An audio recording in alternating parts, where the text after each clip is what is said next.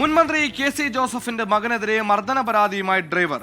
കോട്ടയം സ്വദേശി സിനുവാണ് കെ.സി. ജോസഫിന്റെ മകൻ രഞ്ജുവിനെതിരെ ചിങ്ങവനം പോലീസിൽ പരാതി നൽകിയത്. വാഹനം വൈകിയതിന്റെ പേരിൽ നടുറോഡിൽ വെച്ച് മർദ്ദിച്ചുവെന്നാണ് പരാതി. ആരോപണങ്ങൾ രഞ്ജു ജോസഫ് നിഷേധിച്ചു.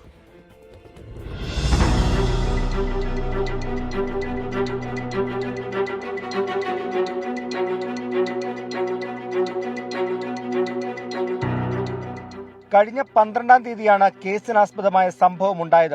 കെ.സി. ജോസഫിനെ ആലപ്പുഴ റെയിൽവേ സ്റ്റേഷനിൽ എത്തിച്ച ശേഷം മടങ്ങി വരികയായിരുന്നു സിനു. എന്നാൽ ഇതിനിടെ പലതവണ ഫോണിൽ വിളിച്ച് വൈകുന്നത് എന്താണെന്ന് രഞ്ജു ജോസഫ് ചോദിച്ചു. തുടർന്ന് നാട്ടകത്തെത്തിയപ്പോൾ വാഹനം തടഞ്ഞു നിർത്തി മർദ്ദിച്ചുവെന്നാണ് പരാതി. ഞാൻ ആദ്യം വണ്ടി കാണുന്ന മുമ്പ് ഞാനൊന്ന് പേടിച്ചായിരുന്നു.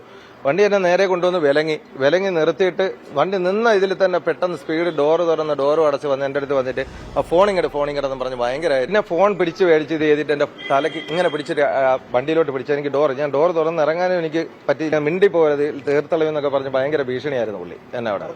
മർദ്ദനമേറ്റ സിനു കോട്ടയം ജില്ലാ ആശുപത്രിയിൽ ചികിത്സ തേടി. തുടർന്ന് സിനുവിന്റെ പരാതിയിൽ പോലീസ് കേസുമെടുത്തു. എന്നാൽ ആരോപണങ്ങൾ രഞ്ജു ജോസഫ് നിഷേധിച്ചു.